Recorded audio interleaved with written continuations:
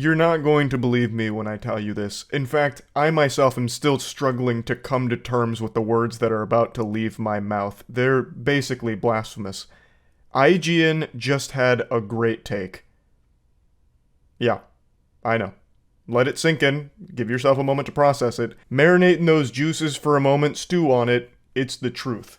I didn't think this day would ever come again. It's been like a decade since the last time I watched or read something from IGN that wasn't just baffling drivel that had me holding my head in disgust or pointing and laughing at the absurdity of what they were talking about. Like, IGN having a good take is more rare than a total solar eclipse. We're truly witnessing history right now. In 50 years, you'll tell your grandkids about this day. Where were you when IGN finally graduated from Goofball University and made an actual great piece of content? Yesterday, they dropped a banger. It's called Baldur's Gate 3 is causing some developers to panic.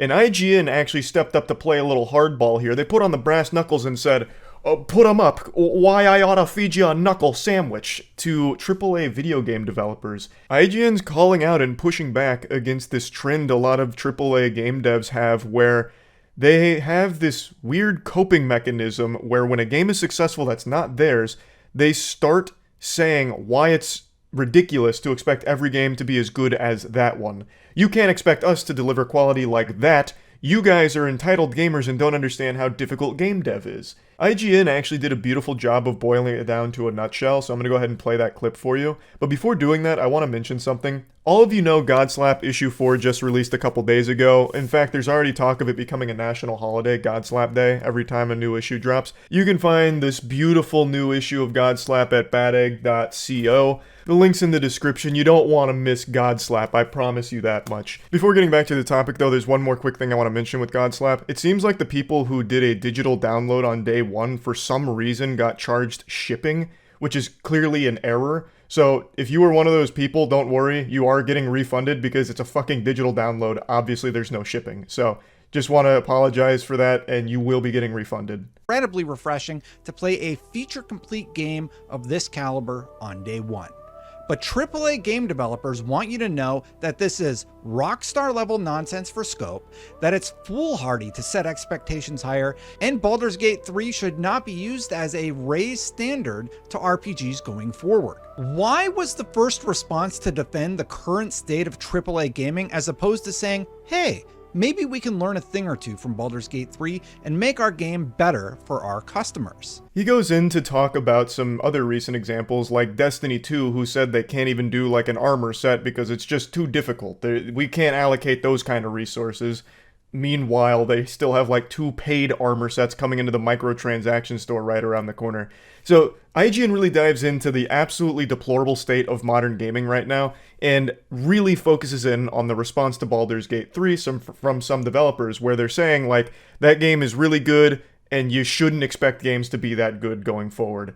And the natural question is, why the fuck shouldn't we? Why? Why are we okay with games being so stagnant?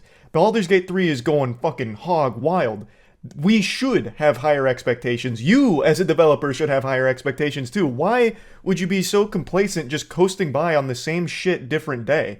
And a lot of the focus, as mentioned in the IGN video as well, has been put on nickel and diming consumers just squeezing everyone for their lunch money as much as possible, like they're trying to get all the fucking water out of a towel. But the water in this case is your money, your hard-earned schmeckles coming out of your wallet in these fucking microtransaction-infested nightmare shitholes that just never really seem to have a bottom to them. It's just, anytime you think we've hit the absolute rock bottom of the gaming industry, someone finds a way to go lower. And I was just really impressed with this IGN video because he's not pulling any punches. He names and shames some of the developers here that are very guilty of doing this, like Diablo, Bungie with Destiny 2, and the list goes on. It really is a trend that we shouldn't be encouraging, right? Like, yes, everybody knows game development is not easy. I know developers like to think that everyone that plays their game is just some lobotomite troglodyte that has no fucking clue how the world works, but everyone understands that it's not easy to make a video game. But everyone also understands when the goal isn't really to make a good game, it's to make a good profit. And you can see examples of this out the wazoo, most notably with Destiny 2, and Bungie's focus on microtransactions, which has turned the community against them. So when a bunch of developers are calling the wambulance about Baldur's Gate 3 being too good, and it's making their job harder, I guess, or Baldur's Gate 3 is too good, you're going to expect more of us, which we're gonna fail on, and you're gonna get mad at us. It's just like such a weird complaint. Why are you ordering French fries over a game being good? You should be celebrating that someone has released an incredible product in your industry. That should make you more motivated to, like IGN mentioned, learn from them. Take a couple of pages out of their playbook and use it to improve your craft and what you're working on. I don't know why the immediate response has recently started to be, this is dumb. It's unrealistic to think that we should be anything like Baldur's Gate 3 or any other very successful game like Tears of the Kingdom. We can't do it and we won't do it. Game dev is hard, damn it. What don't you understand? We're not doing it. Just keep blindly consuming our products that we put no effort into for annual releases with constant updates to the microtransactions that we're able to hose you down with. Okay? Is that so difficult? Huh? Can you just keep buying our lazy shit, please? And stop looking at games like Baldur's Gate 3 as a gold standard for quality. Because we're not even gonna try. Damn it. In fact, it's making me mad even thinking about putting that kind of effort into a game. It's so fucking sad that the modern video gaming landscape is kind of boiled down into, alright, we're going to release a game we know is subpar and well below anyone's expectations of our product, but we want the money and we want it now. So we're going to release it in a terrible state, and then we'll just go ahead and drop a Twitter apology text. We'll just go ahead and use the boilerplate ChatGPT generated Twitter apology statement and wash our hands with it and be done with it. Like, think of how many times we've seen Twitter apology statements from game devs this year. It's like 9 times already. It doesn't stop. Like, it is a non-stop flood of just release garbage and then just apologize for it and then do nothing to fix it. Just take the money and move on. It's gross. It's gross. I really want to talk about this tweet in particular real quick though, because this is an attitude I saw from quite a few different developers. This is a great thread about why using a singular game to set expectations for everyone developing titles in a genre isn't useful and is instead foolhardy. Now, this isn't just to shit on everyone in the thread or any of the discussion around it or the people that were talking about it. I just want to dive into the actual meat and potatoes of this. Why is that foolhardy? Why? I feel like gaming is the only industry where you'll look at a game in your genre that absolutely pops off with incredible amounts of polish and a lot of new things added to it with disdain. Like, in pretty much everything else, people will look at an achievement in their industry as something to strive for and something to learn from. Take, for example, Into the Spider-Verse. Into the Spider-Verse legitimately fucking changed animation. Like, it really did. Like, you can see it immediately with something like Puss in Boots 2. They looked at Into the Spider-Verse and said, that's incredible. It's also extremely successful. Let's start trying to be more like that and learn from that. Imagine if the animation studios were more like game developers in the AAA space where they're fucking pouting and stomping their feet. Well, Into the Spider-Verse is too good, and you guys shouldn't expect that from us because we're not going to try to be anything like Into the Spider-Verse because they're better than us, and they put way too much time into it, they tried way too hard, and that's not what we're about. It's fucking foolhardy. I think that's just such a bad mentality. I think that's just awful, to be honest. Like, there's no reason why you should be upset when a game in your genre is better than yours and doing better. You should learn from it and make your game better as a result. And there's nothing wrong with consumers expecting games to be more like Baldur's Gate 3, because Baldur's Gate 3 is proving that you can make some really incredible stuff if you have actual passion for the craft. And I guess that's maybe what's more frightening to developers than anything.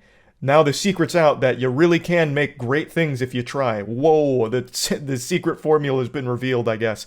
They keep falling back on Larian Studios as a huge studio, so like, you know, they're the only ones that can do it, which is just a bunch of horseradish, which IGN also calls out. I'm going to play that clip real quick because IGN dunks on them for that take too. People seem to be using the fact that Larian is a big studio against them, the fact that they had a long development cycle against them. Really? Blizzard is also a huge studio with over 8,500 employees. Bungie is a huge studio with over 1,552 employees across several offices. BioWare is a huge studio with over 500 employees across several offices. And Larian is also a large studio with over 400 employees across several offices. All of them have established beloved IPs with a ton of lore to pull from. All of them have a lot of money to make video games. And all of them had a long time to make anything they wanted to make. And only one of them just released a masterpiece. So it's not an issue of Larian's just super big, that's why they're able to do this. No one else can do what Larian did just because of the size of that company. It has nothing to do with that. It has to do with the amount of effort they put into it and the amount of passion they put behind the work. They don't even have like microtransactions in the game in a big way at all, at least not to my understanding. I haven't played Baldur's Gate 3 personally yet, but I've actually watched a lot of it because it's a really interesting game just to watch. It's fucking impressive what Baldur's Gate 3 brings to the table. And instead of celebrating that success, a lot of developers are going on the defensive about it and getting upset about it. And it's just such a fucking dumb attitude. It like really is. The first time I saw this happening was with Elden Ring. Elden Ring was a game that blew everyone's ass wide open. Everyone started prolapsing over how great Elden Ring was. And it is a masterpiece. I fucking love Elden Ring. It is one of my favorite games ever made. And a lot of people felt that way.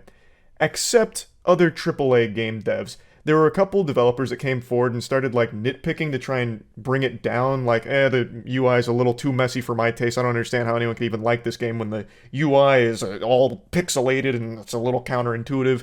And that was one of those things where I was like, okay, you're coping. That's very embarrassing to do that publicly on all these tweets, to melt down about Elden Ring not being good because the UI isn't up to your liking. Like, it's a fine criticism to have about the UI, sure, but to say that the game is bad solely because of it was ridiculous, especially when it's coming from other AAA game developers in the fucking industry. But that attitude's only continued to fester and grow into this revolting, oozing corpuscle of jealousy and resentment. It's just so weird to see a game like Baldur's Gate 3 go crazy, and then you, as a developer in the industry, be like, don't worry, guys, we'll never make anything like that, so don't expect it from us. Like, why would you do that? Why wouldn't you be like, man, we see what Baldur's Gate 3 did, and we are more pumped than ever to deliver our upcoming game now? I don't know. I just don't understand. It's like in the game developer space in the AAA scene, it's like a competition to see who can be laziest. Like, the more work you do, the more you get spit on by other developers in the space, I guess. I don't get it. I don't understand it. And IGN clearly doesn't either. So they actually released a heater. I recommend you watch the whole video because they go more in depth. I'm just here ranting about it because it's a topic I've talked about quite a bit on stream before too. And to see IGN come out of nowhere here with like a great video on it was shocking. So hats off to them for that. And yeah, that's really about it. See ya.